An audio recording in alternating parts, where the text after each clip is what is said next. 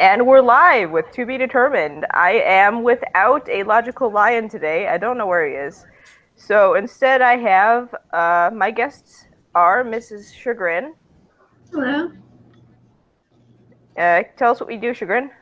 I'm Shagrin and Barret, and I run a channel that mostly deals with family stuff. I'm doing a whole series right now on child sex abuse and the signs of grooming and how to be a trusted adult. I also post recipes, and I do a fun little series on Wednesdays called White Trash Wednesday, where I talk about crazy things that's happened to me in my childhood.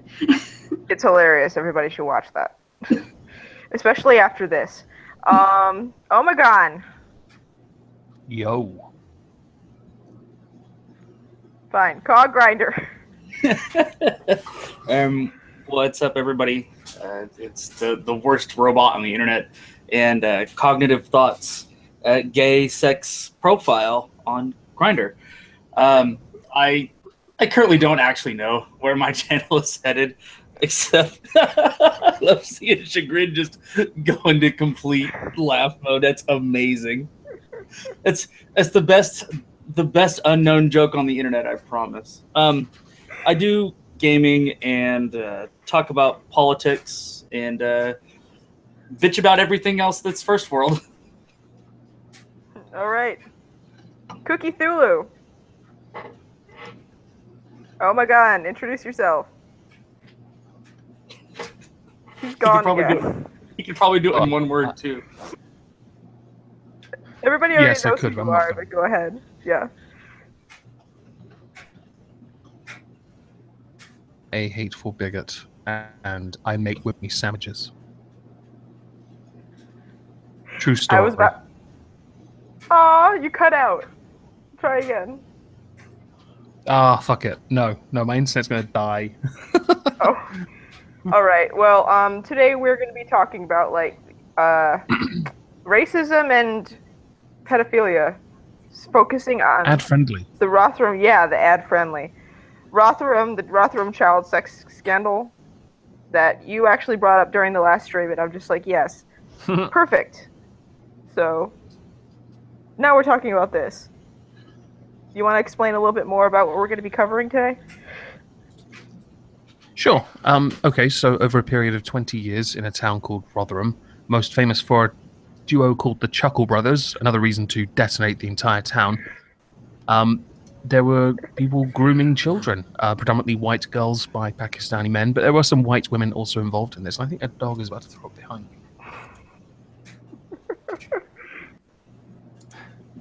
Lovely. Yeah. And it took so long for any charges to be brought forth because, and this is the truth, the police were genuinely afraid of being labeled racist or Islamophobic.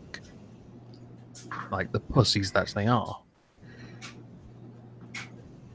Yeah, and I believe that they kept referring to them as Asian men because they wanted to avoid the fact that they were Pakistani.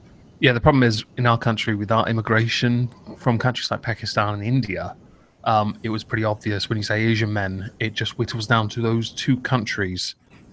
And then we just erase India because that country or those people who come from India seem to have integrated better within this country than those from Pakistan because of ideologies. Mm-hmm. So yeah, friendly. Yeah, it's lovely.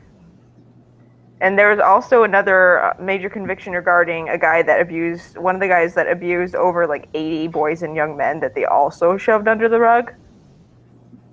Wait, what? Really? Yeah.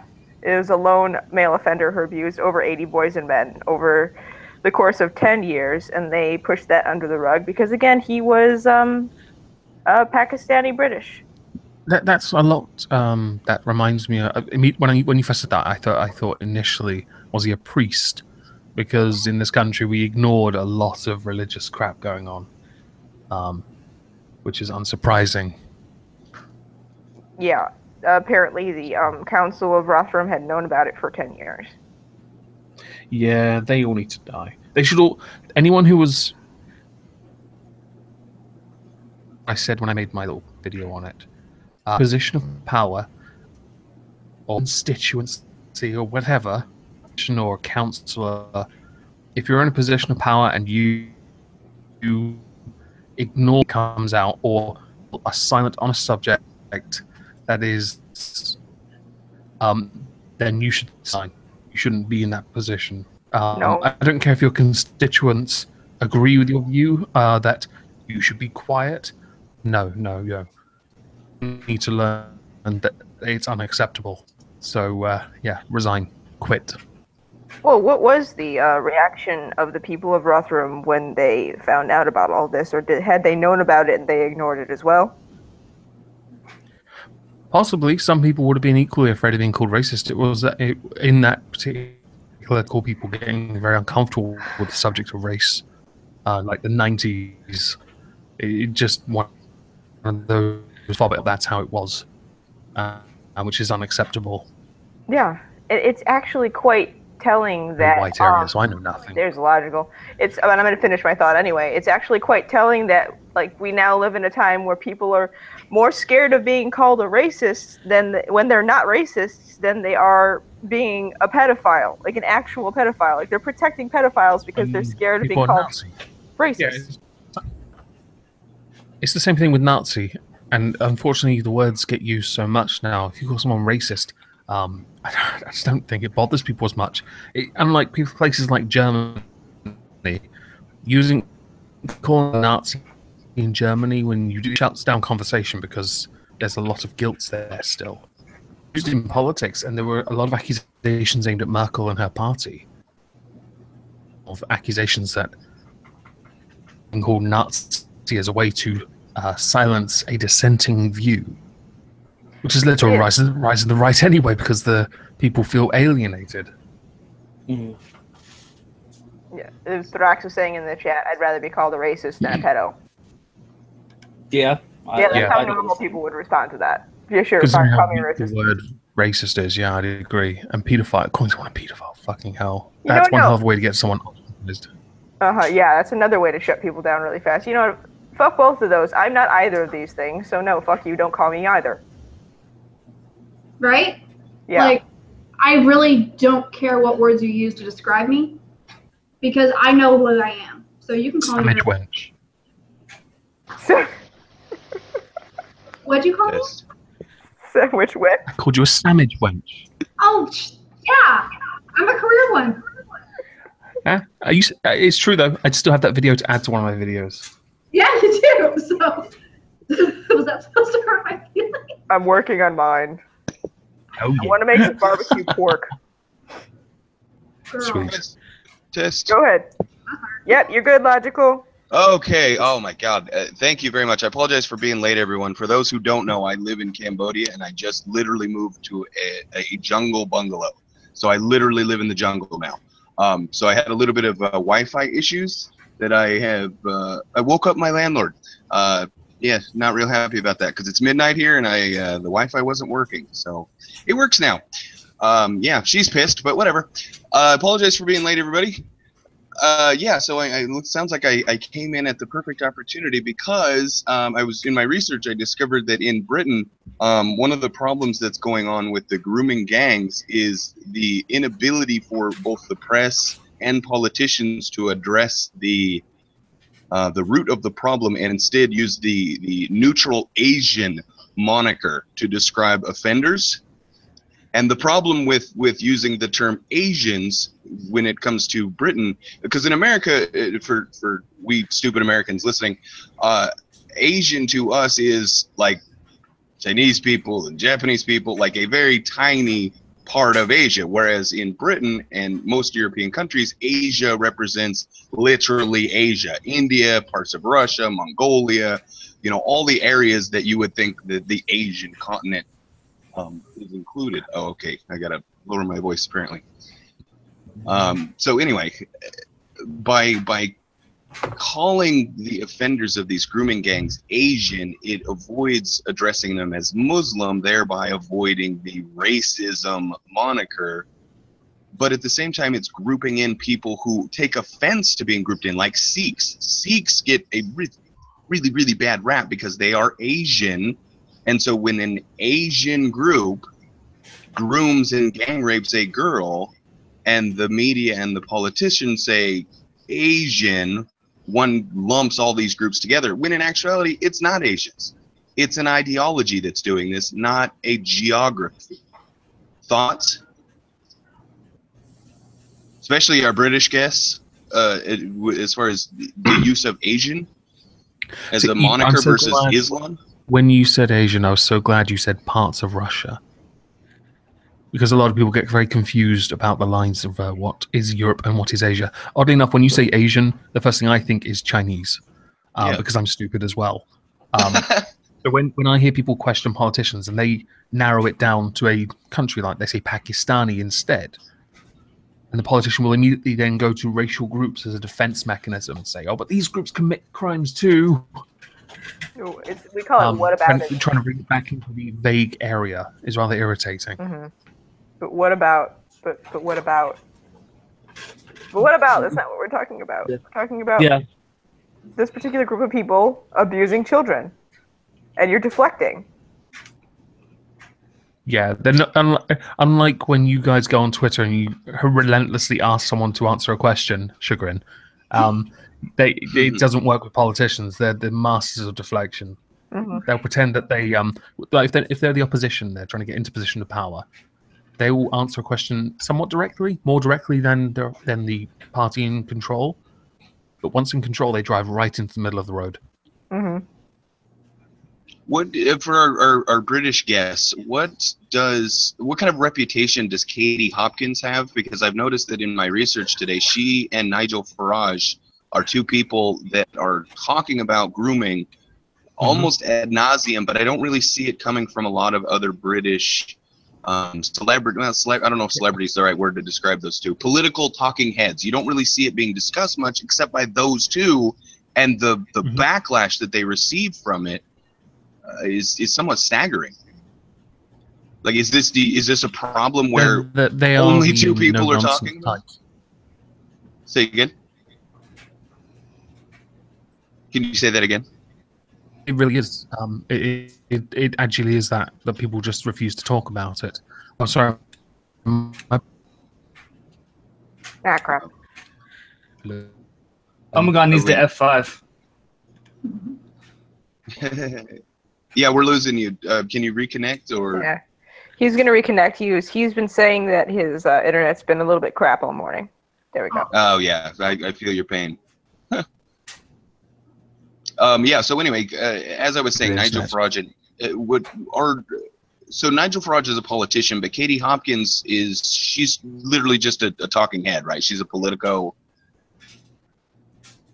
Like, she's not an actual politician, right? She was famous for a TV show called The Apprentice, and she was very famous on that show, In Your Face. She got column. She just says what she thinks. She's very polarizing, like Farage. Political views. She just puts them out there, and the country. Farage is not a politician anymore, by the way. Because of he does speak out still. UKIP doesn't exist anymore, or what? Because I know that with Brexit, that was like the whole of their campaign. Brexit. It was Brexit. Oh, okay. And yes. So once he achieved Brexit, he no longer really was needed? Exactly. His job was done. Okay. Gotcha. See, we don't really understand that in America because Sorry, go ahead. No. He was a member of the European Parliament. Once his job was done, he didn't need to be there anymore. Gotcha. Mm-hmm. Yeah, but we don't really get that because our politicians don't go away. Yeah, no. Yeah. Oh my God. They're like herpes. They literally don't go away. Just until they can no longer suck anything out. It is literally political STDs. Political herpes. It never goes away. And it's both. It's the Republicans and the Democrats. It's just STDs everywhere. Yeah. Oh, amazing. So have you? And I apologize for coming in late. I don't know how much I've missed. Have we talked about the mechanics of the grooming and how this happens and why it's such a big deal? Nope. Nope. I got a little bit of just basically the they would use fear tactics on some of the girls including Yes. like telling them that they were one bullet away from death, or dousing them in gasoline and threatening to set them on fire. Yeah, If they threatening didn't to gang rape their family. That was kill a their common family. one I discovered. Kill your I will kill your family if you say anything seems to be a common grooming tactic. Indeed. And Is it what's Shagrin? Yes, because another thing they'll do is they'll to lure the girls or boys into this situation is to honestly make them feel like the only person who understands them, the only person who loves them, is this abuser. Mhm. And What- so that's the first thing they do. And once they get them past this, oh, you know, if you tell anybody you're gonna be in trouble, or they're gonna hurt me and I'm the only one who loves you or cares about you, or I will hurt your family, or your family won't believe you. And there's a lot of those to maintain control over children that the grooming process uses. Right. It's just really sad. When I first started talking with Thorne about doing this topic, I was under the impression that a grooming gang was what the way that I considered it in America is seducing young girls in almost, I don't want to say a run-of-the-mill fashion, as in shower them with gifts and attention and get the devotion that way.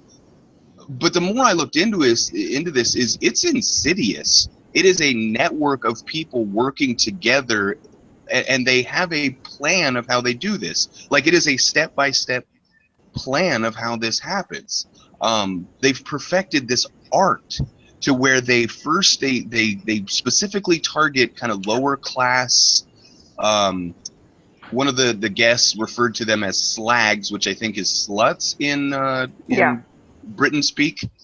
Yep. So they're specifically targeting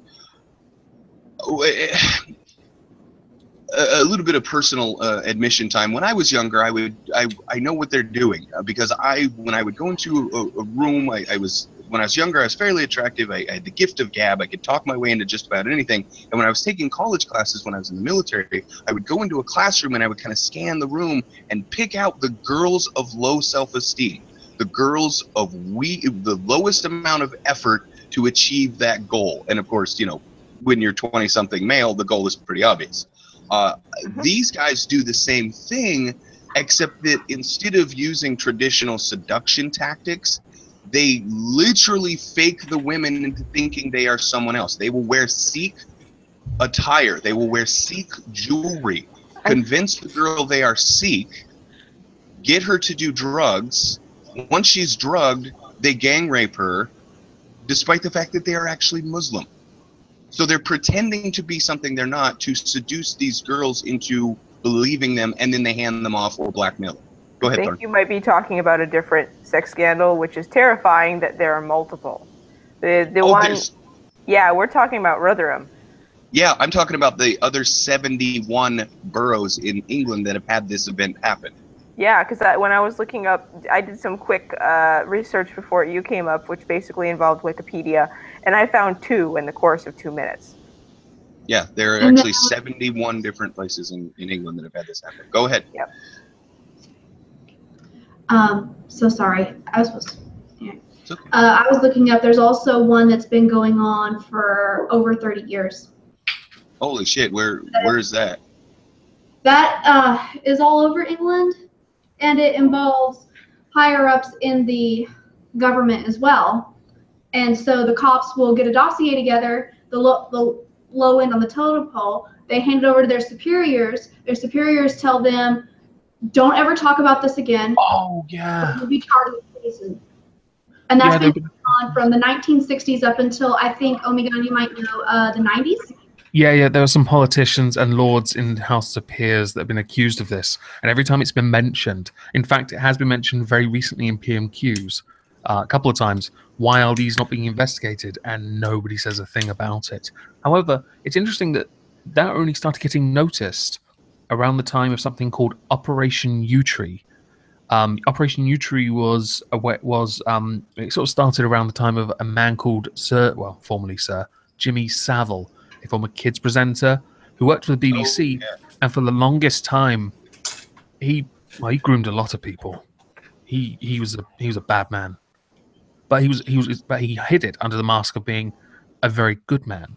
But he was much like we were talking about Ed Gein before we went live. Somebody that was We were. he was just obsessed with his mother. Jimmy Savile was. And he was involved in a lot of bad. So there were other people, other celebrities, quotes celebrities, and people brought down by this Operation U-Tree. But the politician stuff all disappeared. Do you see a distinction, or do you see a difference between an individual, a famous individual, say Bill Cosby, or the kids show presenter? I never remember his name, but I know exactly what you're talking about. Do you think there's a distinction to be made between an individual pedophile like that using his position and authority to victimize people versus literal network of men preying on children? Is there a distinction to be made? Do you understand the question? I understand the question. What do you think of the question? It's really, there's some, I don't know, the fact that there was this, and I'll say syndicate loosely, people were so dark. They worked alone. Because when it comes to the Islamic... Go ahead. Yeah. I didn't know Omegon was a robot because he started to cut out. Balls. When it comes to the Islamic grooming, we're talking brothers, uncles. The network of people that is involved is not. It's not like a group of 20-something friends, frat boys. You know, that's not what we're talking about. We're literally talking about a network of men who pass girls back and forth to the extreme that when some of these cases that I was researching, one of the girls, as an example, her parents literally moved her across to England, but because their network is so entrenched and so well done, they found her and took her again. Second time, she got kidnapped twice by the same group. And the problem is there's this law in England, and I hope one of you can expound on it, to where if you say that you are being forced into a marriage, the state automatically takes you away. So one of these girls that's been brainwashed by these grooming gangs can simply tell the authorities once their parents are like, you're not seeing these people anymore. They simply go to the authorities, especially when it's Sikh girls, and they say, I'm being forced into a marriage. The authorities step in. That protection barrier is now gone, meaning the parents, and the grooming gang swoops right back in and snatches this girl up. Yep, and I will also point out that the Sikh community was like begging for help because they couldn't handle it on their own. They were begging for protection, and they did not do anything to help them. In Rotherham, there is a charity called Risky Business, which is basically a charity that helps girls that have been trafficked, and they were saying that there were, in the early 1990s, there was reports that taxis driven by British Asian men were arriving at their care homes to take children away, and the police did nothing. Yeah. One of the victims on Katie Hopkins' show was saying that and I actually want to pass this off to our British guests.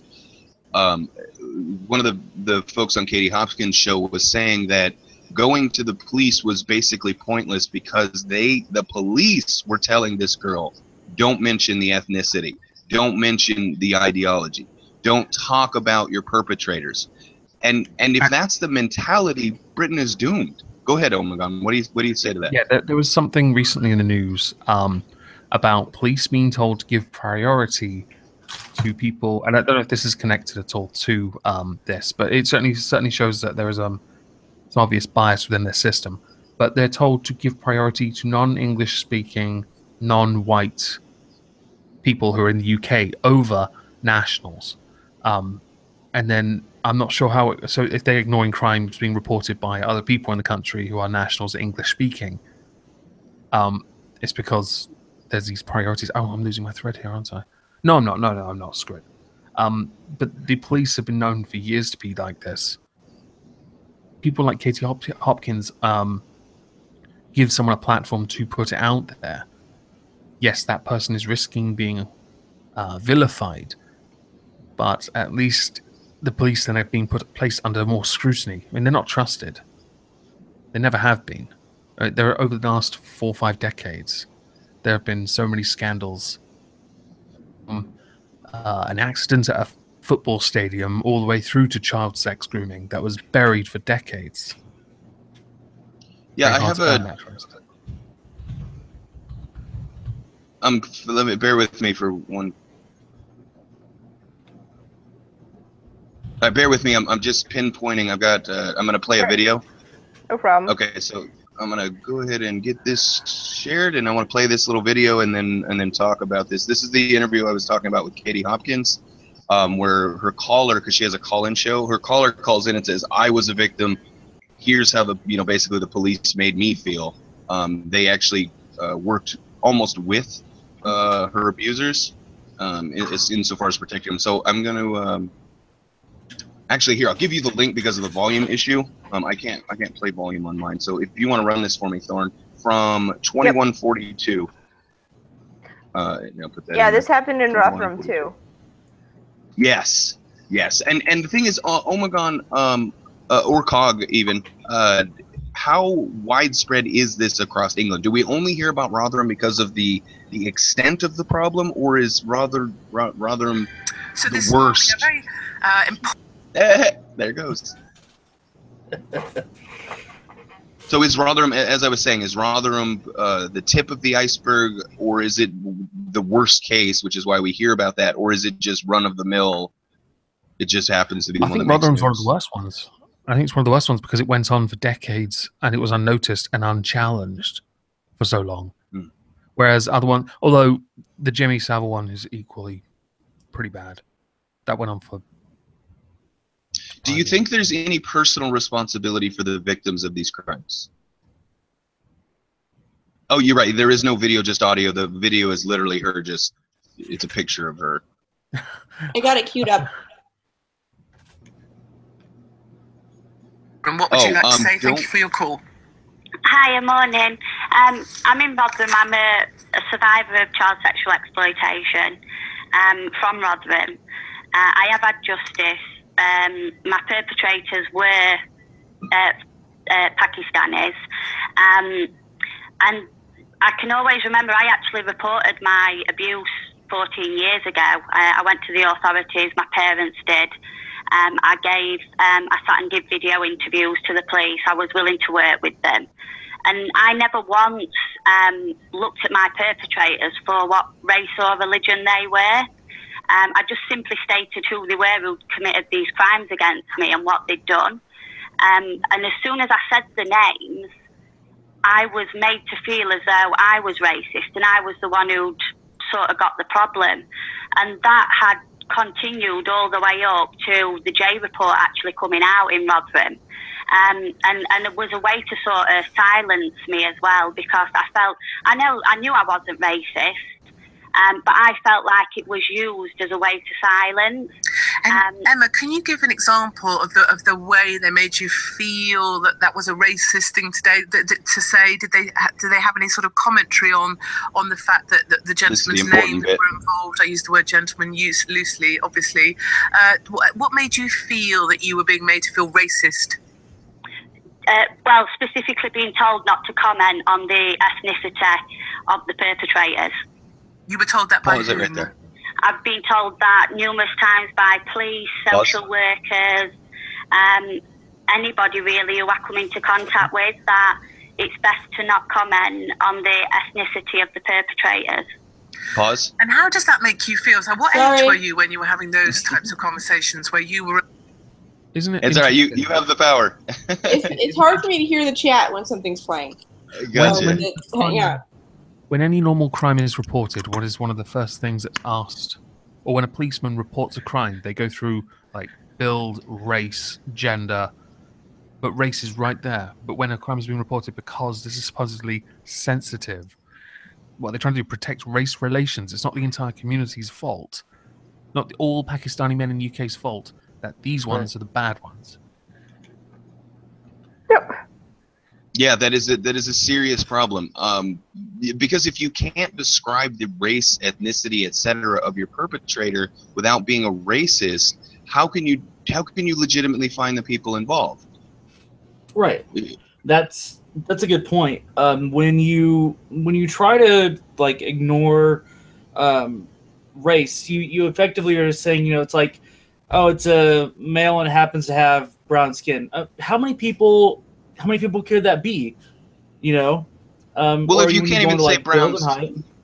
if you can't If even you say can't even brown say brown skin, skin, then it's like, How and is that could a it- useful description? right? Yeah. And then so if it gets worse than that, say that like all of a sudden that saying that, oh, it was a male. How are we going to find, you know, how if that ends up going to be where it's like, oh, you can't use even sexual identifiers as reporting a crime? You know, how deep could this go? Eventually, it's just like, which bag of flesh Yeah. yeah. committed the crime? He looks as though he might possibly identify as male, and he is of a human ethnicity. Like, how is that a useful frickin' description? No. It's going to get to the point where you have officers running down the street chasing a pup, and they're going to be, I'm chasing a non-binary, gender fluid diesel dyke with what may or may not be blue identifying hair. Yeah, unless they're white. Exactly, Shagrin says. Actually, Shagrin, I wanted to ask you, and Thorn, you as well. I want to dish this off to our our card-carrying vagina owners. Do you have an issue with, or is there something specifically unique about young women's mentality that makes them susceptible to this kind of grooming gang? Because and I know it doesn't only happen to girls. However, I would say it's in the high 90 percentile that it is young girls targeted. Is there something innate in a female mentality of group belonging that makes them so easy to manipulate? Because let's be real, it's fairly easy the way that they get these girls. What do you think? Is it as a young woman when you were growing up, obviously being flirted with is going to happen, but do you see it that they're preying on women's desire to be wanted? Thorn, why don't you go first? I think, like you were saying earlier, it's not every girl is easy to get like this. They picked, even in Rotherham, they were picking girls that came from the charity was saying that most of the girls that they saw come through their doors from Rotherham were from troubled homes. Almost all of them came from broken homes, like with no father or something like that, or just in general troubled. So I think that they're very good at finding the girls that need some kind of support in their life, and they take advantage of that vulnerability. And you know, at first they'll probably be supportive. They give them gifts. They kind of act like a father figure, and then it turns to sex. It's a 180, and suddenly they're trapped. They can't get out of it. And also, as an aside, you're correct in that not all of the victims were girls. I had mentioned this earlier before you came on. There was an incident of a single man abusing over 80 boys, and that was also pushed under the rug. Abusing what? You broke off of that last bit of that sentence. In Rotherham, there was a single case of a single male that was accused of raping 80 boys over that time period. Jesus. Yeah. Shagrin, what do you say? Well, a major issue on anything, every predator looks for easy prey. Every predator does. What they're looking for is they're looking for children who come from broken homes, who have probably been abused before. They're looking for a child that already has a fractured psyche, like Thorne said. Something where their self-confidence isn't very high, and obviously that's mostly females are easier to get on that end of that, because girls are way more insecure about their bodies and things for some reason. They're more open about how insecure they are. I believe that young boys are insecure as well, but they're better at sort of just internalizing that versus showing the world. So it's a little harder for that. But like Thorne said, it's both. It's the preference of the predator, I would say, and who they go after. And so the preference of these predators were young women, so that's who they targeted. There have been a lot of cases of young boys. It's honestly, I believe, a lot of the unhealthy home life creates a breeding ground for this type of abuse. Unhealthy home life, parents not involved in their children's lives, not having a stable home. Those types of things breed problems with the kids that make them susceptible to this. This is why you need to talk to your kids about sexual abuse. And you don't have to do it where it's a scary thing about this guy's going to grab you in a van and throw you and take you away and rape you. You can actually talk to them about what is okay to talk about online. What is appropriate versus inappropriate, not using the words good or bad, because then they can feel shame, the child can, and then they feel like they've already done something wrong, which is something that the groomer can use to pull them into more secrets, things like that. There's just a lot of, you need to talk to your kids because these people are out there, and regardless of how much we want there to be a perfect world, it's not. Yeah. And we have to do our part as parents to talk to our kids about everything. And yeah, they're going to hide things from us, and we need to be able to have other adults around that they can talk to, not just us, that we can trust, and have a support system for our kids. Yeah. And I also think that part of the reason they probably targeted girls is not just over preference, but they prostituted these girls out, and they were, this is going to make me feel dirty, but they were probably, the better product, if that makes any sense. And now we all feel filthy.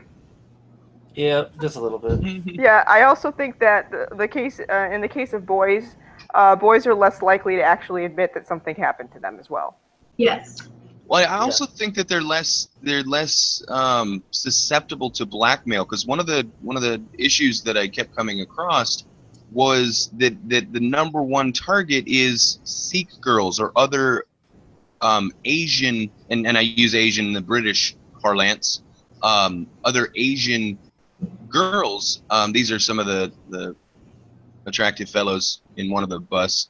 But this article is actually about the imam of the Oxford Islamic congregation being one of them, speaking out and saying that Islam actually promotes these grooming gangs, because the Quran and the Hadiths specifically say that sex is a weapon.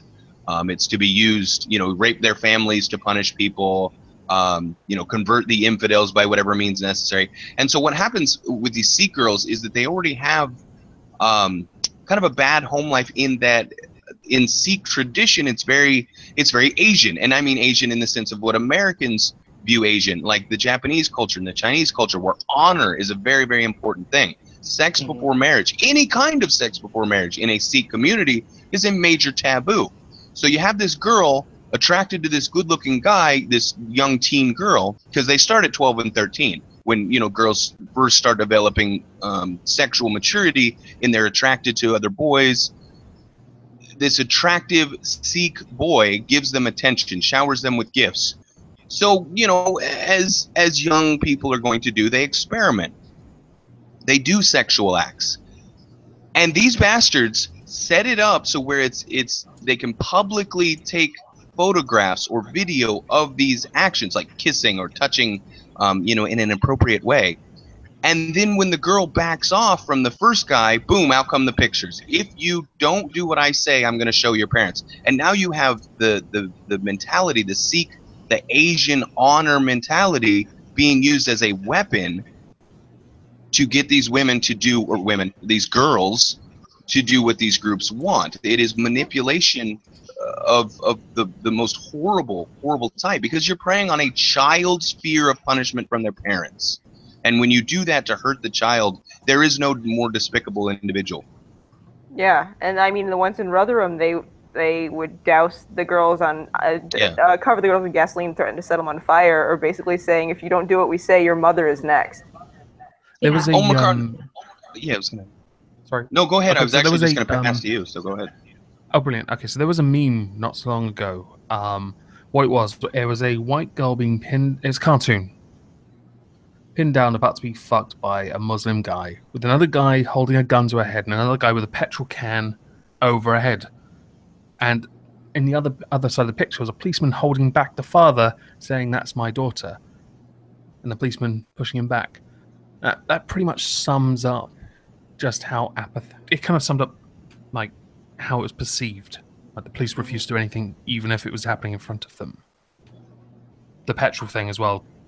Yeah, the detail was there. Is there any other crime that kind of thing is going on where the police are actively working against law enforcement? What I mean to say is it just the grooming gangs? Because it's not an easy conversation. You know, it's a taboo subject about a taboo subject. I can't think of anything like it in my country, no. So it's basically just, well, what about like terrorism? It's just that's run-of-the-mill Islamic terrorism. It's pretty much gotten to the point where it's normalized. Every time the Prime Minister stands up to do Prime Minister's questions, every Thursday, must send our condolences to so-and-so people for this terrorist attack. We must stand up against terrorism, but refuses to identify the causing fact, and will then inevitably go on to say, it isn't Islam, because Islam is the true religion of peace. Right. Bullshit. Islam is the religion of feminism too. No, they have a point. Islam is the religion of peace. Peace of you here, peace of you there. Sorry. It is the religion of peace, because when everybody is Islamic, then nobody's going to be fighting anymore, right? Yeah. My wife said that earlier today. Yeah, she said that. She said, why do they call Islam the religion of peace? And I said, because when everyone believes exactly the same type of Islam, there will be peace. Until then, there will not be peace. But Shagrin, what you said about in the chat, you said it seems pedophilia is swept under the rug a lot. Do you find that's a true statement both across the pond as well as in America, to where we have, I don't know if you know, but about a year and a half ago, 600 and some odd people were arrested in California as part of a pedophile ring. Oh, you do know? Okay, you did hear about that. Do you think that's a say that again? I said, did a little happy dance that day? Yes, it did, because fewer people hurting my kids, and not just the ones I have, but kids in general. I mean, that's the future of our country, and you want to screw it up already? Like, you're ruining society. So you do see it as an endemic, it is a Western democracy problem right now. Absolutely. It is a all around the world, regardless of the country, problem. It's happening everywhere. Do you think that's a symptom of the opulence of the success of Western democracies, in that we don't have real problems now, so we turn to kitty diddling? And I say that because of the Roman Empire went through kind of a similar they're famous for it. Decadence and everything is, as it progresses, people get more and more decadent. Mm-hmm. There may be that, or there may be that it's always been there. It's just more publicly known now? It's more publicly known, exactly. We're talking about it more. There's resources now that weren't there 20 years ago, where we can talk to our kids about body safety rules, and we can discuss things.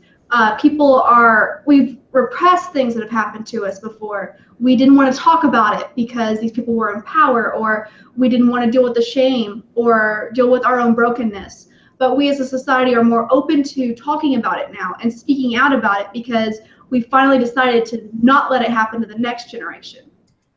So how do we resolve... Sorry, go ahead. I don't mean to talk over you. If I can. Go ahead, then. I do just want to take a slight segue, and it's not just Islam. It seems to be a problem in a lot of the larger organized religion. I mean, look at what happened in Ireland, the child sex scandal there. But what there's a huge difference is that the general Irish public was fucking outraged when they learned about it. There was a huge backlash against the Catholic Church, but there wasn't a backlash here. And that's really messed up. Right. Do you think or let me play devil's advocate on that, Thorne. Do you think that is because the perpetrators were of a particular group that, again, going back to the police don't want to sound racist, do you think that it's because of that, or do you think it's because the culture that is committing these acts doesn't see the acts as sinful? Are you talking about the Catholics or the... Yes, yeah. When the Catholics molest children, even the Catholics go, "What the hell are you doing?" When the Muslim grooming gangs do it, I don't see other Muslims communities going, "What the hell are you doing?" They're going, "Yeah, get them slags." I think in the case of the Catholics, it's more that it was like a betrayal because they trusted the church. And then they're going to turn around and hide the fact that there's priests, a lot of priests that are just molesting these girls. And it's the same thing with the abuse of young women at the Magdalene laundries, I think they're called. Like, it started to come out what it was actually like living there. And it like, people were just extremely upset with it. Basically, with the Magdalene laundries, they would take young unwed mothers, have them work there, and then basically take their kids and sell them. Mm-hmm.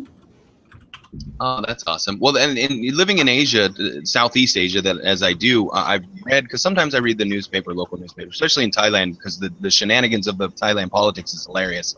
So I would read the Thailand newspaper all the time, and not a week would go by where you don't read a story of some, you know, old grandma or stuck with their daughter's kids who sells them into sex slavery. It's endemic, unfortunately, in impoverished societies. However, and Cog, I want to throw this to you. Do you see religion as a tying factor? Meaning, we have the Rotherham group, we have the Catholic priests in America, yet one thing that seems to be tying these groups together, as I believe it was Shagrin said earlier, is that religion seems to be an underlying factor. Is the introduction of a Sky Daddy changing people's moral compass such that abusing children isn't as awful as we who don't buy into a Sky Daddy? Do you understand my question? Yeah. I wonder, you know, what I really wonder here is it that prevalent? Like, I do understand that you have a lot of the Islam groups, Mormon, Catholic priests, what have you, that all of a sudden you see this prevalence of like religion underneath. But what I would like to see, statistically speaking, is how many people that have committed this crime, are they, you know, how many of them are religious or have been religious versus how many are not? If it actually, you know, would being that kind of prevalence. I do think that in some instances that religion is a tying factor, but I wouldn't think it would be, you know, all of it. You know, at least I wish I was more like read on like the Catholicism portion of it, but it seems that with Islam, since in their book it says, you know, to convert everybody, you know, their end goal is everybody believes the same kind of Islam. Where it's, you know, like was said previously, that there won't be peace until everybody believes the same kind of Islam. Yeah, it's not just Islam. It's the same kind of Islam. Yeah. Right. Takfir. Right. And anybody who doesn't believe the same kind of Islam is the kafir. What I would in the Catholic Bible, I don't believe, you know, or in, you know, even in, you know, regular Christian whatever, because it's all, you know, you get the different versions of the Bible or whatever towards the different religions. Does it have any of the same kind of text where there will be war?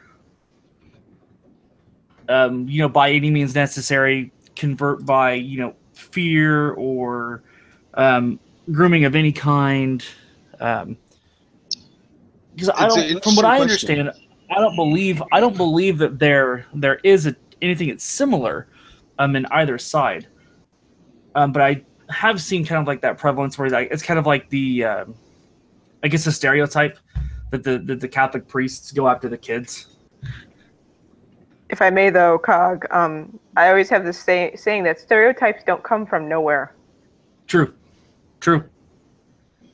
And the case, this stereotype did definitely come from somewhere. It's to the joke in Miami Beach, Florida.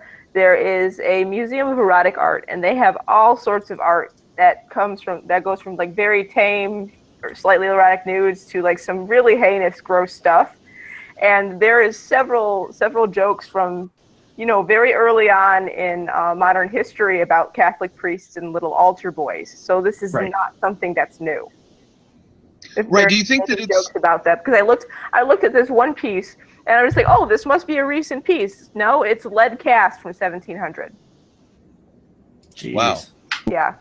Well, it's interesting when it comes to the Catholic priests, and I don't want to derail too much into Catholicism because I really want to keep the focus on the Islamic grooming gangs. But in Catholicism, I think that God, I can't think of the word where you don't get married, you don't have sex. Celibacy. Celibacy. Thank you. The requirement of priests to maintain a celibate lifestyle, I think ties into that because you don't see Catholic priests raping little girls, so it's not so much them pursuing. That's not true, though. Well, okay, sure, but statistically, how many? Wasn't like a vast majority, and I'm talking 90 percentile male victims? No, not even 90. It's more like 40, 60. Holy shit, really? Okay, well, I'm going to have to look more into that. My assumption was that it was almost entirely male, which it completely destroys my point, so I will pass the ball to Shagrin, because I was going to go, okay, Catholics rape boys, Muslims rape girls. One is a function of saying you're not allowed to have sex with anyone. Altar boys are available. You know, I'm a horny old man. Whereas with Islam, it's saying the most perfect man in the world married a 9-year-old. Therefore, this is okay. Shagrin, throwing the ball to you. Okay, so I was going to just say about the whole religion working towards the prolificness of the sex of children. Here's the thing with most religions, and this is awful, and this is something that I'm even working towards in my own religion that I subscribe to, and it is that we don't talk about sex. We don't. Like, it's, even though what I believe is that sex is something that is healthy and created by God to prolificate the world, and it's okay, and God made it, and there's a context to it, but it's okay, it's fine. Like, I still have to deal with other people of my same religion trying to shame any talk of sex or anything, even if it's within the confines of marriage. Like, it's still a shameful act, and I'm like, oh no, honey. No, it's not. Having those talks, though, about your body and not being ashamed of your body and as it develops is a huge thing. And that's with all these religions. They want to shut that conversation down and not educate children properly in that area, because your sexuality develops over time. And so you're going to have discussions about your body, your brain, your emotion, everything that develops over time. And so when we take that out, we leave a huge void of just not knowing. And that leaves room for predators to come in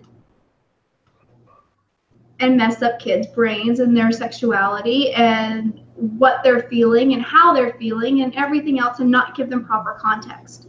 Yeah. So that's where I think a huge thing is there's a big, for one, access to children, because religion is a family thing. So, And number two, we're not talking to our kids about what's appropriate and what's not. And number three, shame. The level of shame about anything sexual in a religious community is a huge problem as well, because kids don't feel like they can talk to us when stuff happens to them. Okay, I'm done. Sorry. So basically what you're saying is that the lack of void in education when it comes to sex and what is normal and what is not is actually leaving these girls and boys vulnerable. Yes. Because they don't know that this is wrong. Right.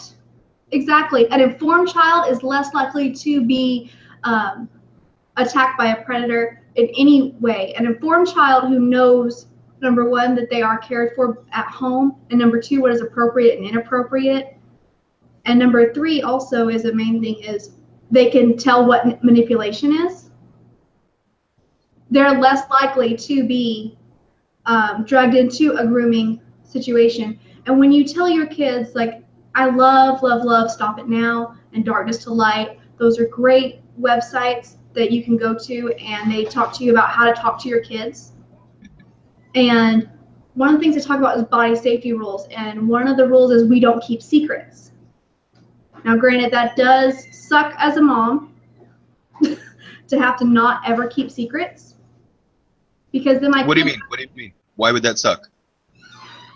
Because I have to be a little creative sometimes in how I explain things. Oh, like R-rated things that kids don't need to quite know about quite yet. Well, like, okay, so we had bunnies, and we were informed that this bunny that we were rescuing was male. I wasn't going to get a female bunny. I already had a male bunny. I wasn't going to have a female bunny. I was told this was a male bunny. We bring them out because bunnies are all fluff. You can't see anything. Right. So we let them out to socialize. Jack has at it. And then 6 weeks later, we have a bunch of baby bunnies. And so my then 4-year-old daughter is asking me where did the little baby bunnies come from? And so I had to explain to her that part of the daddy goes into the mommy, and they fuse together, and it grows a baby. Fuse together. I like that description. They become one, literally. Yeah. And so that was okay for a while, and then about a couple years later, she asked me, so does that work with humans too? Not just bunnies? Yes. Interesting. And then a few years later, oh, sorry, go ahead. No, I was just going to say the birds and the bees, which is actually rabbits. Yeah, basically. I mean, that was a great segue into it, and it wasn't this awkward talk. I never had the talk. She asked me a question, and I answered it as age appropriate and as honest as possible. We didn't do the whole stork thing. We didn't even do Santa Claus, though. We don't do that here. I didn't want to start off with lying to them about little things, so I decided we were going to be really open and honest about all our communication. But there have been times when it's awkward and stuff, and they ask me questions like when my son decided to ask me, Mom, what's a tampon for? And I have to watch like my face and everything when I answer him, because I don't want him to see uncomfortableness or like anything to make him feel like it's something shameful. So that's fun.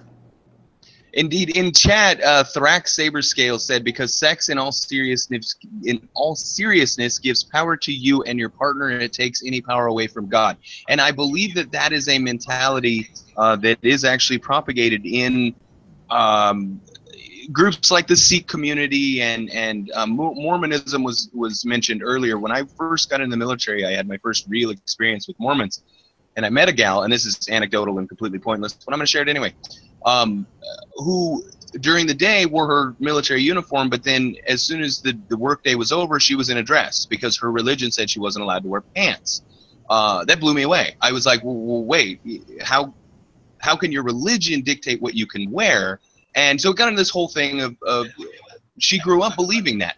And when it comes to these Sikh families, and I use Sikh because right now I feel that they're the #1 targets of these grooming gangs, because they share a lot in common, and the Islamic groomers can pass easily as Sikhs, since even Sikh people get them confused, especially if they wear proper Sikh attire, which it seems like they're doing. In these Sikh communities, one of the girls that was interviewed, her family moved her to America to escape the grooming gangs, and when the interviewer went out and talked to her, she was saying that she still, to this day, this was 6-7 years ago that her abuse happened, she has not told her father the extent of the abuse because, and this is a quote, there are some things you just don't tell your dad. The reason why she was groomed is because there are things you just don't tell your dad. That is a major, major problem to me, that these insulated, non-assimilated communities are making themselves susceptible to other non-assimilated victim-creating communities. Do you think that it is indeed a community problem, or do you think it is a Western sexist taboo, almost puritanical ideology when it comes to the relationship between parents and their kids when it comes to discussing sex? Cog, I want to throw this to you. We haven't heard from you in a bit. So what do you think? Or are you still eating a cookie? 2 seconds, I'm just finishing. Okay, no problem. I'll throw it to Omegon then. Do you think it's a community problem, in terms of Sikh community versus Islamic community versus whatever other communities are being victimized? Or do you think it's the puritanical nature by which Western democracies view sex? Because let's be real, even though we are very liberal, we weren't. England, America, we were founded in, well, not England, but we both went through a Victorian era, as it were. And I think that it made sex a difficult conversation, as Shagrin points out. Do you think that it's a community thing versus a Western culture thing? Was that, Omegon, did that question make sense? Yeah, it makes sense. When you mention communities in my country, Okay. the first words that pop into my head are failed integration. I'm not sure why. Yeah. I do want to go back to something else quickly. Sure. You mentioned very early on, you talked about the silence. Whenever someone talks about people clam up, Muslim figures, that come up many times. Our former Prime Minister David Cameron said Muslims need to do more to combat extremism. Baroness Vazi, former chairman of the party, said his comments were ignorant and they do lots of communities to defeat extremism. There's no. Hold on. I think we're having technical difficulties. Thorn, Yeah. does it sound like he's breaking up pretty bad? Robot-y. Yeah. Do you mind refreshing and rejoining the chat to see if we can fix that? I'm sorry, I know that's a pain in the ass. Yeah. It was happening to me the other night when I was trying to do Insomniac. Yeah. I kept having to drop out and back in. All right, Cookie Cog, what do you say? And I want to address chat too. Someone mentioned something, but I'll do that in a minute. Oh, actually, hang on. Let's let Omegon finish his thought, and then I'll throw it to you, Cog. Yeah. Go ahead, Omegon. You were saying Oh, God. something about robot or something. Go ahead. Oh my God, go ahead and finish I your don't know if I'm thought. coming through.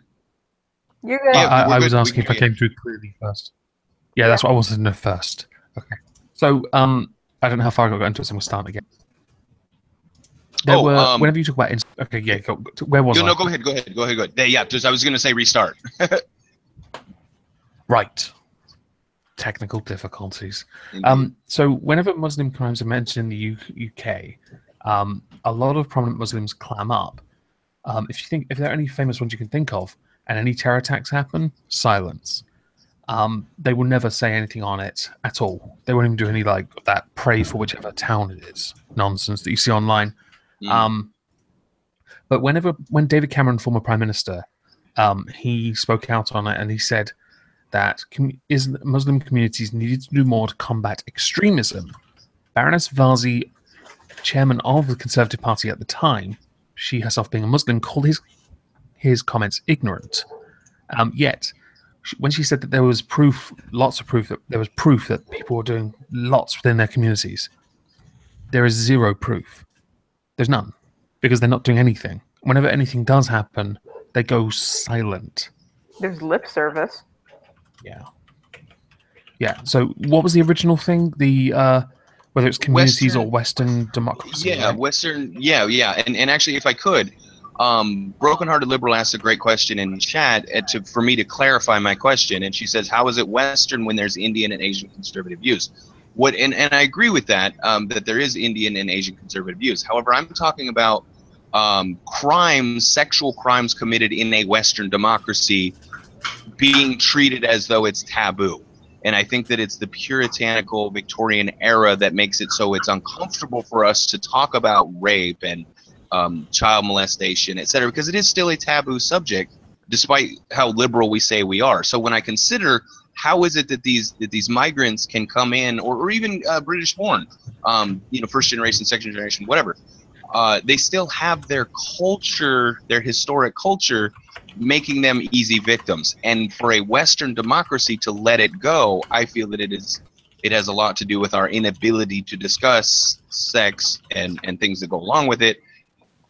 And then when you compound that with the, oh God, I can't be called a racist, it is literally a recipe for the abuse of children, and no one is speaking up.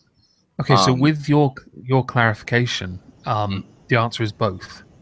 Okay, run with that. And that's why when I thought initially failed integration, that is definitely the fault of West and culture. And do you think do you think that if Western democracies required assimilation by migrants, that future generations would not only not commit these acts, but that they would be decried in the community for these acts? I'd hope so. It's interesting that I think it was I don't know where the proof is though. It has been touted quite a lot that it typically takes 3 generations to grade. I'm thinking that's 3 generations too many. Sorry, it should always be the first one. Right. But unfortunately, they're always going to hold on to their culture because it's so important to them. They use that argument a lot in the United States with like not doing ESL classes for incoming immigrants because they're just like, oh no, but they'll eventually learn English. No, like if you look at my family, my great-grandmother didn't speak a word of English. My grandmother was bilingual, and my mom is bilingual but mostly speaks English. So it took 3 generations for that to happen. That's too many. No, they should adopt some of the. They should adopt some of Russia's, and it simply is a case when you go to their country, you have to learn Russian. You have to integrate within their country. You can believe whatever you want to believe God-wise. In their culture, you're out. Interesting. Cog, what do you think? Do you think that Western culture has a higher responsibility than we are taking for stopping this kind of behavior? Forcing assimilation, I think, is probably the best way to say it. I think I would have to. I think I would have to agree with Omegon with the failed integration being a big part of what's going on, and you see a lot of like in the immigration talk when you see, especially over like in Europe where they have the migrant crisis going on and they don't want to assimilate, they just want to live their lives. Actually, where I'm at. There's a similar thing. I don't know how bad it is, or if they've integrated into Western culture. But in a small town about 3 hours west of where I am, they have like their own community. Like they disassociated with everybody else, and they all work in a similar environment, if not the same. Actual business. But they've essentially like formed their own community and, away from everybody else where it's just them.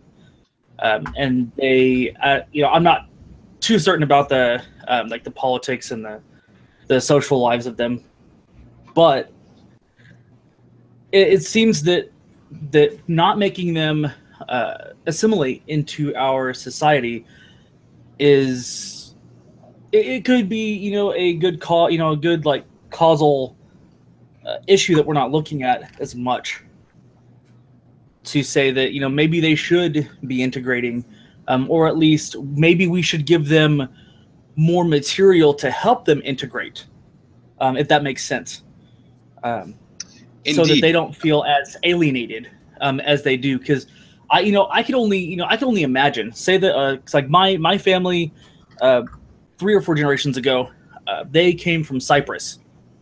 My great-great-grandfather didn't know a lick of English. Came in on Ellis Island right about the time of the Turkish invasion of Cyprus, and didn't know a lick of English, but knew photography really well. Learned photography from this guy, and he basically became like a son to this guy, so he allowed him to take his last name, and then moved out here, married somebody of the same descent, and just started a family. So like he assimilated fairly well, but I can only imagine how he felt at the time. Having basically nothing. You're coming here with basically nothing. and then being like, okay, so what do I do? Mm-hmm. And Yeah. so Right. I figured that could be a huge thing that sure we've gone on so what 50, 60 plus years from that point, but I can only imagine how somebody feels when they move somewhere and they don't if they don't know anybody, they don't know what they're doing, and they don't have the tools to assimilate. And so it's like, well, I'll just keep doing what I was previously doing and move on with my life just in this other place, if that makes sense. Yeah. Indeed. No, that does make perfect you- sense. Do you think that Linda Sarsour's statement about it is a responsibility of Muslims in America to Allah to not assimilate, do you see that as almost a call to terrorism? COG I wouldn't say a call to terrorism, but I would say that it is a call for jihad. If I understand the Islamic text correctly, that there are many forms of jihad, wherein the call to not assimilate and the call to spread the Muslim culture is part of that jihad. You are meant in your end goal to spread Islam Mhm. by whatever means necessary. And if you want to take that as a call to terrorism, absolutely. Including lying about it. Right. Yes. Including lying about it. Yeah, no, that's in it too. It's if you have to lie about your end goal being one of the biggest lies is the religion of peace in its current state. Right. If you want to say that being a call to terrorism, absolutely. I would see it more as a call to manifest destiny. That's a good word. Yeah. Oh yeah! Wow. That's a That's good a great way to word. put that. Here, I'll be right back, guys. Wife's behind me. No, but manifest destiny is a good word. It's just kind of basically they think that they are destined to rule everything, kind of like during Western expansion in the United States, and so they are pushing slowly through any means necessary. I mean, Saudi Arabia is setting up the education centers and everything in Britain. There you have your Linda Sarsours, who I don't know if she's actively lying about it or she's just been misled, but she's also adding to it. No. I was watching a documentary while I was researching this on Islam, and actually, I'd like to throw this next question to Shagrin if I can. Because it seems to me that the grooming of the children is a big deal to you, especially since you mentioned that you're a mother. Yes, I do remember you. So okay, good. I thought you'd said that, and I don't want to be like, oh yeah, you said you had kids.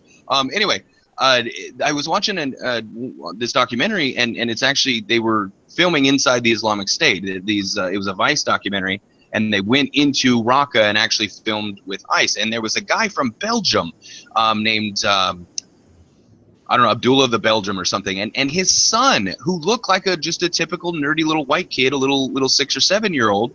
They're interviewing the father and the son, and the interviewer asks questions to the son. For example, are you Belgian? Or where are you from, Belgium or the Islamic State? The kid doesn't answer and instead turns and looks at his dad. Now, I have a daughter. Earlier today, we went swimming, and when I got out of the pool, my shoes, I have black sandals. I live in Cambodia. They were sitting in the sun. They were hotter than the surface of the sun. I put on my shoes and I go, holy shit, these are so hot. And I jump back in the pool with my shoes on. My daughter, who wears little rubber orange shoes, who are in the shade, puts on her shoes, sees what I'm doing, goes, ow, ow, ow, my feet are hot, and jumps back in the pool herself. Now, I know her shoes weren't hot, but she was just copying me. Right. Do you see the parents of these kids that grow up to become jihadists, grow up to become suicide bombers, and these child rapists, and this is grooming of a different sort? How much responsibility does society have to say, okay, your parents fucked you up, but the society does not condone the kind of behavior your parents do? Is it first of all, two-part question. Is it realistic for society to have an expectation to be able to unbrainwash these kids? And number two, what responsibility should society bear short of, you raped a kid, you're going to jail, sorry that your parents sucked? Do you understand the question? I feel like convoluted it a little bit. That's okay. So the first question was, what society can they reasonably decide that they can change the brainwashing? Yes. Yeah. Is forced assimilation a realistic expectation when we're dealing with literally deprogramming children? I think. Do you think that's a reasonable expectation? I think it honestly would have to depend upon the child, because you have to understand what we are all brainwashed in some way or another by our parents, not always as a malicious thing, but our parents are there to teach us what is right and wrong. Our parents are there to teach us this is how society works. And so there are some times when you're going to get different ideas when you actually go into society as an adult, and you'll have to say, oh, the world isn't like my parents taught me. I need to adapt to this. So that's how it is with children who are extremely sheltered and like homeschooled and super religious, and they go out into the world and they see what the world really is, and they get shell-shocked.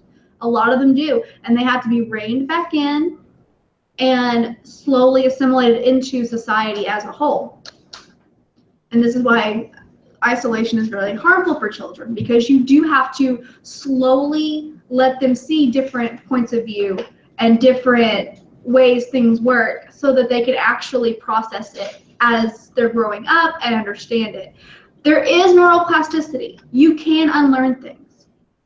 You can be brainwashed in a different way, absolutely. But the thing is it's up to that person. They have to decide, I need to change. If they do not, it is not society's job to change them. They must fit. Okay, that was my follow-up.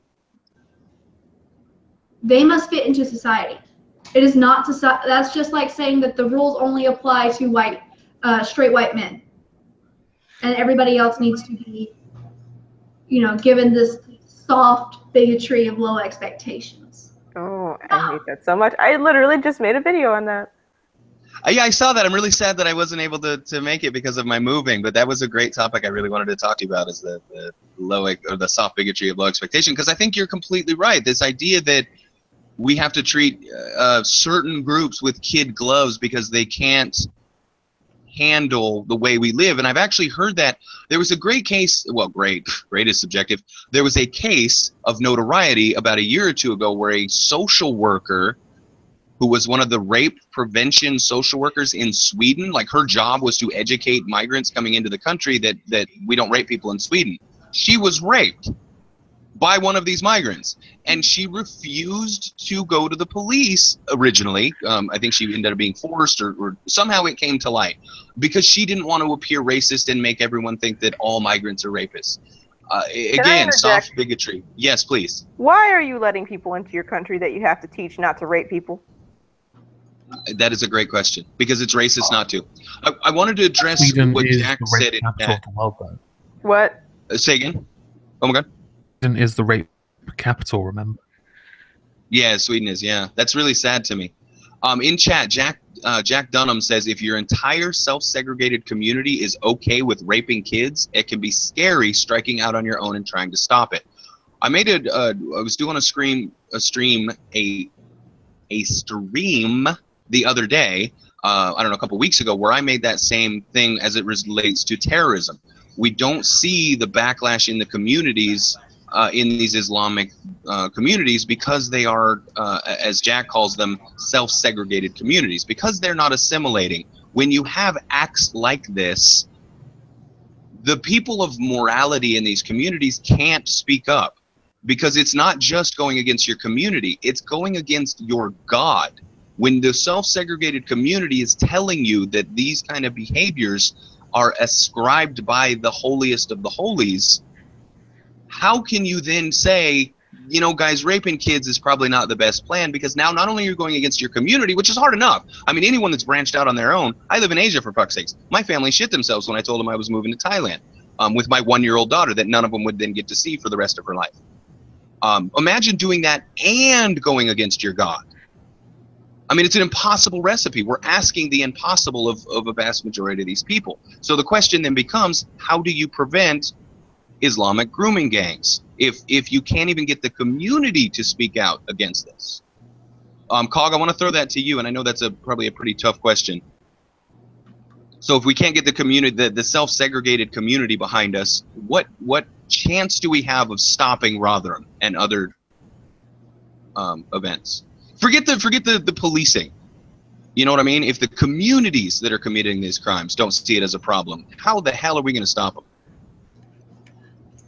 You know, that's really a good question, and I hate to say it, but I think that you're right.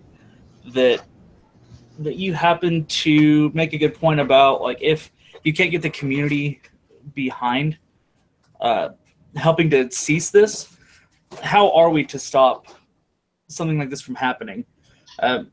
Maybe it goes back to giving them more tools to assimilate, or maybe trying to find the. You know, I don't even think that would work, because if they're so invested in their Sky Dad, then maybe it just becomes a point that becomes, unfortunately, their calling. Is they're just going to do everything they can to damage the values of anybody and everybody around them. So now, if I could, go ahead. If I could interject real quick with what you just said. During, again, this same video, and Thorne, I'll throw it to you here in a second. The video with the Belgian guy, when he was talking to the little kid, another thing that he said is, why do we kill the infidels? And the little kid kind of looked at him for a minute, and then the Belgian dad repeated the question, why do we kill infidels? And the little kid said, because they kill Muslims. And he said, all the infidels? And the little kid says, yes. This kid had to be 6 or 7. You make a great point that they start so young, that they're talking about their Sky Dad and the importance of their Sky Dad. So yeah, spot on to identify that it definitely starts young with the assimilation, or the lack rather of assimilation, to where the Sky Daddy is number one and the only one and the most important thing. Right. Anyway, I'm sorry. Continue on. Well, I was just going to kind of compound it into like you had mentioned earlier, with their prophet being perfect, you know, what is it, like married at 6, raped at 9, I believe is the ultimate there. Yes, Aisha. Yeah. So if that's the case, then they're gonna follow that to a T, right? They're just gonna be like, oh, this is okay because this has been normal in our religion since the dawn. You know, since its creation, this has been a normal thing. So why not just continue on with how it's been ever since? If that makes sense. Yeah, completely. And I do want to expound on that, but I want to throw it to Thorne first. First of all, can you guys hear anything in the background? Because some folks are having a drag out in the courtyard. No. Okay. Let me know who wins. Good. I don't care. If we hear gunshots... If we hear gunshots, I'm going to disappear and, like, hit the deck because, you know. I don't know. Because you're in Chicago? Yeah. Oh, that's right. No, yeah, he's serious. He's not joking. He's only half joking. And I'm completely serious. But what I was going to say is, it kind of goes, the whole thing with the community self-segregating themselves, if the community is not going to work with the authorities in terms of actually rounding up these criminals, it's kind of like here, like not just in Chicago, but the general idea of stop snitching. Like, if somebody commits a crime, you don't tell the police about it, even if it was murder, even if they murdered your own mother, you don't tell the police about it. It's impossible to work with a community that has that kind of idea. The good news is with the stop snitching is it's actually starting to fall by the wayside on its own. So I don't know if this is something that will fall to the wayside on its own as generations go on and on, especially considering the fact that unlike in a lot of the communities where I've lived, they seem to be more radicalized and not less. Yeah, because they're saying that the second and third generations from places like Pakistan and the Middle East, these kids are actually more radicalized than their parents are. Right. Why do we kill the infidels? Because they kill Muslims. I mean, if you're teaching that to a child, he's justified to want to grow up and kill infidels because he thinks that they're victimized. Even in families that don't really have any ties to terrorism, like the second and third generation of these families are more they're more radicalized, and I don't know if part of it could be that they don't really feel like they have any place in the country that they're in. That could be part of it, but I can't, muse about that too terribly much. Do you think that that's a realistic and Shagrin, I know you have a question. I'm gonna throw it to you real quick. I want to ask real quick. We hear this all the time from Western democracy, Islam, or Muslims in Western democracies that they are oppressed and they feel like they can't speak out and they don't assimilate because we don't want them to assimilate. They have this feeling that we don't want them. Is that realistic, or is that an easy victim narrative to go, look, you're not being nice to me, so I'm going to shoot up your nightclub? It really is the whole, you're a bully to me, so I can be a bully to you. It's a lack of accountability for your own actions. That's exactly what it is. Yeah. And you see this not just with Islam, but you see this with a lot of different minority groups. And you see this with white people with their identity politics. It's all the same on that. It's, these people hate me, so I can hate them. It's the same. Indeed. Yeah, like the Christians were just like, so what do we think of atheists? We hate them. But why? Because we do, because they're not us. Right. And that's something that, I'm like, excuse me, point of order. Last time I checked, my Bible says we're supposed to love those who hate us. So you need to get back in line and try again. Start over.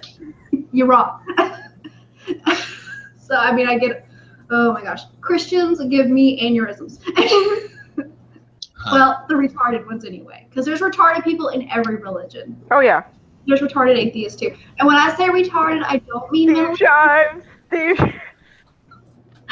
I mean people who act stupid, because I've never used the word retarded to talk about somebody who has disorders or disabilities. It's a different thing. Have you watched this show? Have you seen what we say? I have to talk about myself. I have to. Well, yeah, we're so not politically correct on this show. No, I know, but I don't use that word as somebody it's who all has good, a mental disability. I'm just trying to clarify that. There are people with mental disabilities, and there are people that are straight up retarded. I always say there's people who are born with, there's people who are born retarded, and there's people who are born and then become retarded. Yeah, and it's willful ignorance. Do you? We lost Omegon. I was hoping that he would actually be able to come back. He said he was going to refresh his router, so as soon as he gets back, I'll throw the question at him. Anyway, I love those glasses. There you go. I can't see. So you were saying? I do have a question. Go for it. Oh, okay. I'm sorry. Yeah, you had a question. That's what I was. Do you think that the reason why the third generation is more radical is maybe they have a romanticized idea of the home country and a romanticized idea of Islam? Yeah. Well, that's a great question, and I actually think that it's two-part. I think the answer to that is yes, there is a romanticism of the homeland. I am German by descent, I'm like fifth generation American on my father's side. On my mother's side, I'm Native American, so I mean, take with that what you will. I belong here. Anyway, when it comes to the homeland, you're right. When I was growing up, I definitely had a romanticized idea of what Germany was because it was my heritage. My last name is German. I look very German. And so I loved Germany. I was like, oh, Germany's a great Germany. I'd never been there except when I was born. I was born in Germany.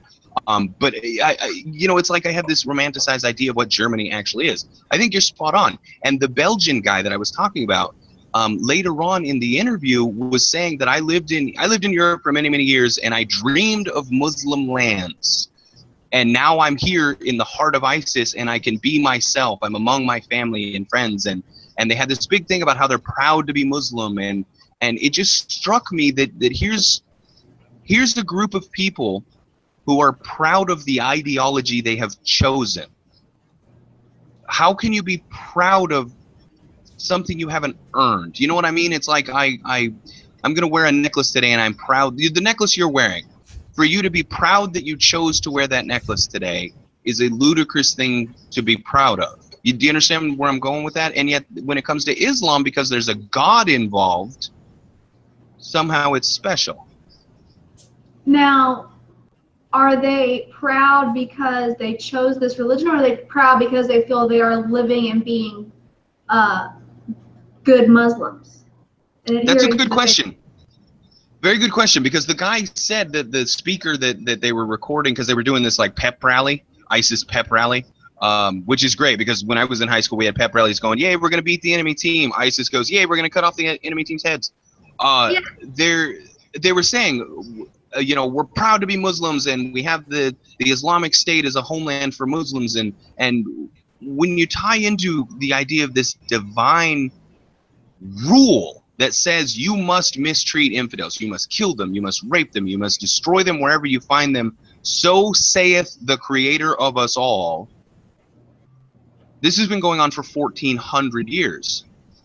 How in the hell can we insulate ourselves from groups that not only come to our country meaning ill, but even the ones that don't, they isolate themselves so that their children, as I don't know who said it in the chat, 2 or 3 generations on, are worse than the original migrant in their, I don't want to say backward views, but let's be real, they're backward views. Fucking bounce off that. Yeah, like we see that with Linda Sarsour, and her little tweets is like, oh, Sharia law means that you don't have to pay interest on your loans, and she's just saying all these nice things about it, and just like, you have a really, really romanticized ideal of how Sharia law works. It's very likely that if she went to someplace with actual Sharia law, they might find something to stone her to death over. Oh yeah. Oh, she's been shown in public without a male escort. There you go. I found it. Yeah. Beat me to it. You saying Omegon? You beat me to it. I was about to say the male escort. Yeah. Sorry. Inappropriate. Oh, don't worry about it. Did y'all see when she? Sorry. Go ahead. No, Shagrin, please. Did y'all see when Linda Sarsour quote tweeted a porn star? No. No.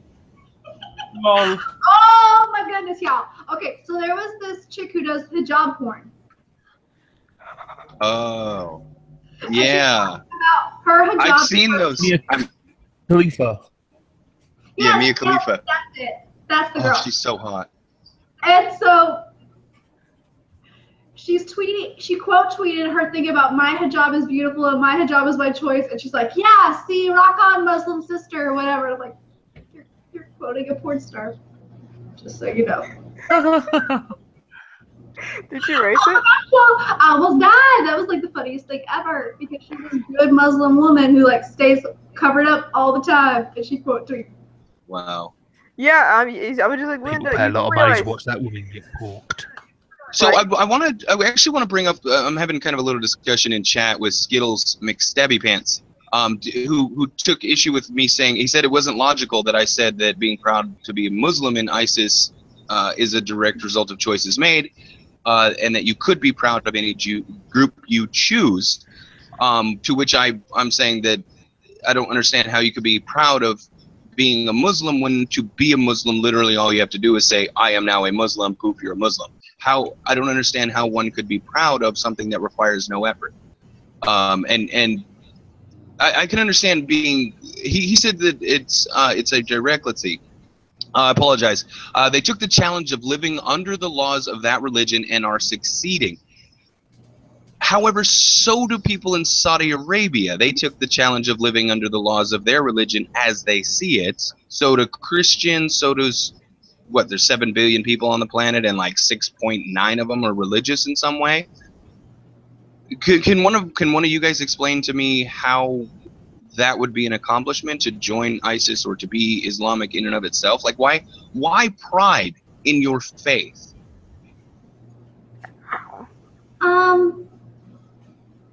I I can see a little bit of that if I'm thinking of my own faith.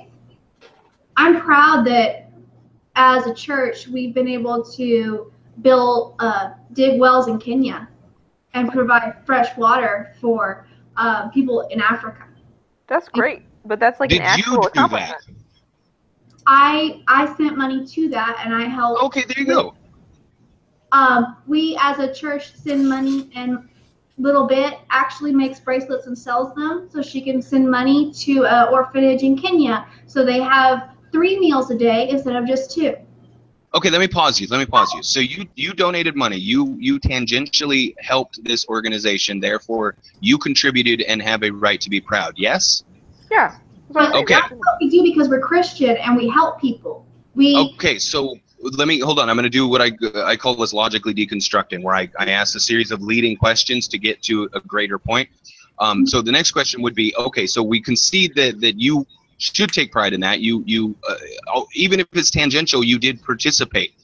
Say I am now a member of your church. Yay me, I helped feed African children.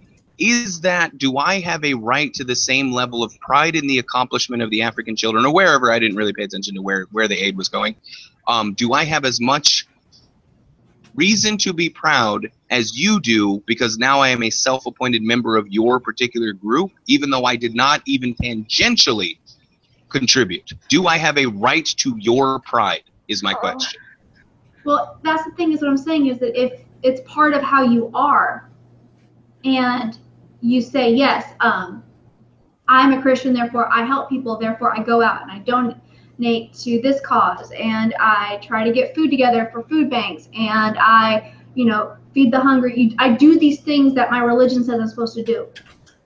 Then yes. Okay, but okay, and go ahead, Thorne. Go ahead. I definitely can see being really proud of. If I can help Shagrin out for a second, I could see being proud of something that a group that you're a part of was able to accomplish. I'm sorry, I'm having a problem with my speech. I didn't sleep well last night. Kind of like how I think the cunt stream has raised like over $2,000 for various causes since it's been inception. That's awesome. I wasn't really part of those charity streams, but I'm happy I'm part of the cunt stream because look at all the good shit that they do. Yeah, exactly. Yeah, there's a difference. That's really my point. It is that this idea, and Skittles countered me again in chat by saying that I'm clearly biased against them, and that it's clouding my vision. I could be proud of being a Boy Scout just as easily, and that's my point. You could be proud of being a Boy Scout just as easily, and it would be just as meaningless, because all you had to do was raise your hand and go, can I be a Boy Scout? Poof, you're a Boy Scout. Now, merit badges that you achieve as a Boy Scout is something to be proud of, because it's an achievement. And I make this argument on damn near every video I make, every tweet I make. Do not be proud of what you are. Be proud of what you have done. And if I raise my hand and say, I am now a Muslim, I cannot take pride in the successes of Muslims that I didn't participate in. And that's why I hate this idea of white power or racial pride. I didn't choose to be white. I didn't contribute to being white, so I shouldn't be proud to be white. Here's the difference between that. Like you said, that's an innate characteristic. It's stupid to be proud of something. It's like, oh yeah, me and Nikola Tesla are both white, so I'm proud to be white. That's stupid. You're not Nikola Tesla. You were just born with the same frickin' skin color. Indeed. And then someone, hold on, I got to find this, because here we go. Broken Heart Liberal, I think, really points out the kind of my greater point. Proud to be a true Muslim. This is in chat, this is his statement. Proud to be a true Muslim. They're heroes, in quotes, for fighting for their faith. That's how they're proud. And that's exactly right, and that's my point. It's not about standing up and going, I'm a Muslim, therefore I'm proud. It's, I'm a Muslim, I'm killing infidels. They are proud to be actively defending their faith. And they don't talk about, we make this assumption, I'm using that fairly objective or subjectively rather, we make this assumption that when talking about the Islamic State, that the Quran says make all the world Muslim, and I mean, I'm oversimplifying, but it basically does that convert the world. is what the Quran and the Hadith say. So we look at that and we go, okay, well, they're trying to take over land and they're trying to convert the world. No, when they're raising their children and their children's children to go and blow up buildings and murder people for drawing cartoons, it's not conquest that they use as the justification, it's defense. They claim that they are being oppressed. And when it comes, and I'm going to bring this full circle to our pedophile grooming topic of discussion, when it comes to pedophile grooming rings, it has nothing to do with an easy way to get laid. I mean, okay, it has some to do with an easy way to get laid, but it's mostly because it's getting at the infidel. It's punishing the infidel. Does anyone on the panelists disagree with that assessment, first of all? I don't think I could disagree with that. Go fire away, please. No, I was saying I don't think I could disagree with that. Oh, you do not? Okay. So if we accept kind of universally that it's one part sex, one part, sticking it to the infidel, the sex part we can fix with laws. Again, we have punitive in America, the quote unquote rape culture, where rape is like the second most heinous crime that someone could commit and gets longer prison terms than inadvertently killing someone. We can deal with that via laws. How do you deal with get the infidel? Like legit question to anyone on the panel who has any suggestion of how in the Western world, short of isolating ourselves, do we deal with the mentality of punishing the infidel? How do we deal with that? How do we stop these grooming gangs when the idea is not so much the rape, but the using sex as a weapon against the infidel? Anybody?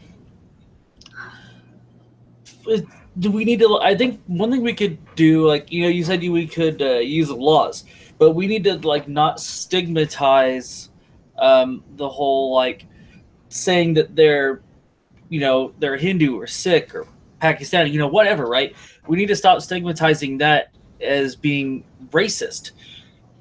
I think that's probably piece number one, is that if we can compound this as this person did this, rather than it could be this other person, or it might be this X people because they all seem to be similar, because I can't say race.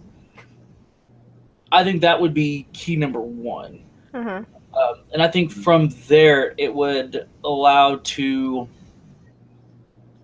make the findings easier, rather than feeling like if I were to if I was in a if I was in a position of power, if I were to say this Pakistani male did this, was accused, they're accused of rape and grooming, that would help, rather than just saying a man or an Asian man is being accused of this, we need to find this person. Well, if that makes sense. Not to play devil's advocate, but what benefit would it be to identify, and obviously I'm very much for identifying all the characteristics, but publicly being like, it was a Pakistani, does it benefit the public to be told it was a Pakistani Islamic male, or whatever, 5 Pakistani Islamic males? Does it benefit the public? I'm not talking about law enforcement. Obviously, law enforcement needs to know all those details. But does the public, because there is a legitimate risk in pointing out, Pakistani, or because there are going to be some people, and I'm playing devil's advocate, but there are going to be some people who go, oh, those, excuse the term, those Pakis are raping everybody, let's go get them. Sure. That kind of rhetoric will happen. Is it a risk worth taking for the greater good? Ooh, I hate that saying. Yeah. So I see the cringe on Thorn. So I think I would have to double on the Tao there, that the greater good. So I think that ultimately there is some kind of better good and greater evil, I guess, to go a little bit more, I guess, Tao on it. But I think in the end, while there is an inherent risk, just saying Asian, I think, preys on stereotypes versus being able to more correctly identify, if that makes sense. Because I know, like it was said at the beginning, saying Asian, I know me being kind of me being rather stupid sometimes. I tend to forget that Russia is there's a part of Russia that's Asian. Most of Russia is actually Russia, Asian. right?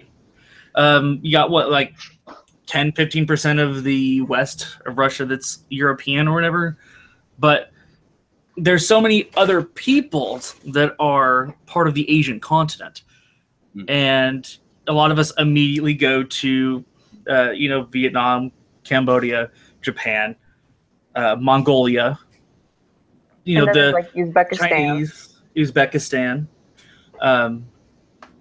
There's a lot of places that we consider as being inherently quote unquote Asian and inherently quote unquote European, but part of the places that are European are actually Asian, right?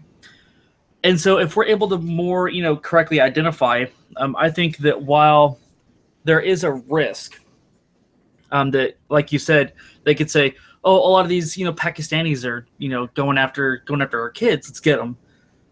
I think that ultimately being able to identify them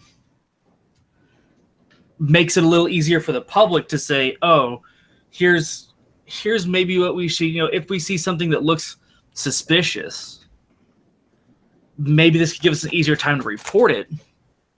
I think it all comes well, we down, only have 3 minutes left, and yeah. I think we should definitely do a show on. Indeed. Well, I wanted to say that unfortunately there's only 3 minutes left, so I'm not going to open this can of worms, but we definitely need to do a show on profiling and whether or not profiling in and of itself is intrinsically bad. I would say no, but that's definitely a conversation for another stream. I want to throw it to Shagrin.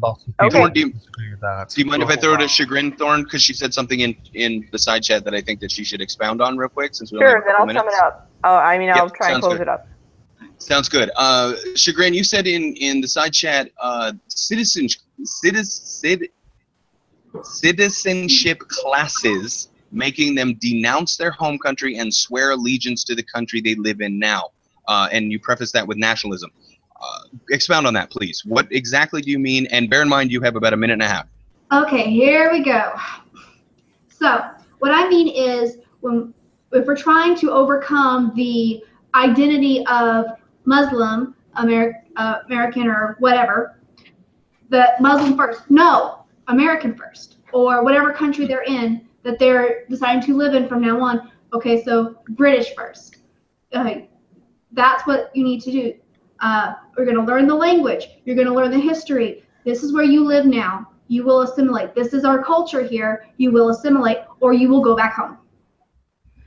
You are here. You are a citizen here. Your allegiance is to our government, our leaders, not your former leaders, not Allah. You want that? Go back. I think, and what I was saying, if I can just see if I can sum it up, I think what Shagrin is putting forth, it's not a perfect solution, but there are no perfect solutions. There's no such thing as a magic bullet. And yeah, the only thing we can do is sit and continue to talk about these things like we do here on To Be Determined. Indeed. Yes? I like that. Yeah, that was good segue. I like that. So look, we've got a minute left. So what I'd like to do is our typical, throw it off to each guest and have them tell people where they can find them. Let's start with Cog. Where can people find you? What's your social media presence, etc.? Shell. I am on Twitter at CogGrinder. You can find me on BitChute at bitshoot.com/channel/CogGrinder. YouTube, U/CogGrinder, C/CogGrinder. All the usual suspects. I would like to shill my next week, if I could, Thorn. I'm planning a charity stream, a 24-hour live stream for the Association for suicide prevention. I'm going to be making a donation to them. Hopefully, I'm going to be doing a walk on the 16th here in my city. For That's awesome. men's and women's health and all that. So come check me out. I'll be shilling it on Twitter all this week. Do you have is there a link, a website or something that people can go to for more information, or just go to your social media? I believe it's afsp.org. Yes, afsp.org. You can learn more about their organization and whatnot. But just take a look at it. They're a really good organization. They've been an immense help in information grabbing and all that. So definitely take a look at that. Sounds good. Okay, I'm going to pass it off to Omegon. Do your spiel. Shill yourself. Go shill yourself. Okay, so me. I'll be the guy beating up the internet person who's not giving me the internet I need, so I don't sound like a robot half the time. You're welcome. You can also find him on Twitter at Omegon, and on the YouTubes also as Omegon. Somewhere. Just say moist and he appears. Pretty much. Pretty much. It's like in America, say it 3 times. That's funny. I would actually like to hear Omegon say moist, if I could. I'm slightly concerned if I do, you're going to start masturbating. Start? And unless you're on camera, I'm not interested. Anyway. You mean he wasn't already? Yeah, Shagrin.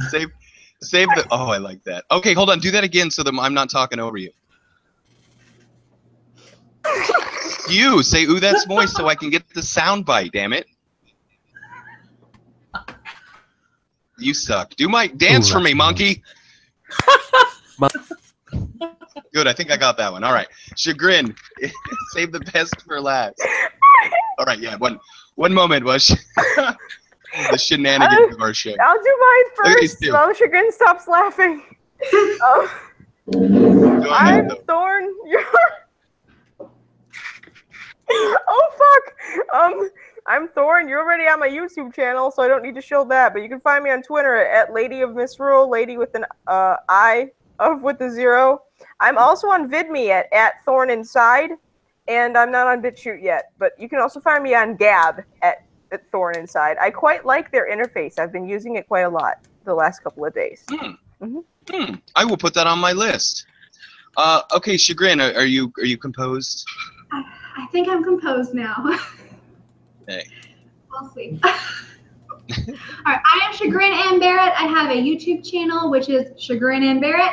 I talk about family stuff, recipes. Sometimes you see me shooting the 12 gauge, which is hilarious because I bounce. But anyway, you can find me at YouTube, just Shagrin and Barret. I'm on Twitter at Bluebonnet, with the last E is actually a 3.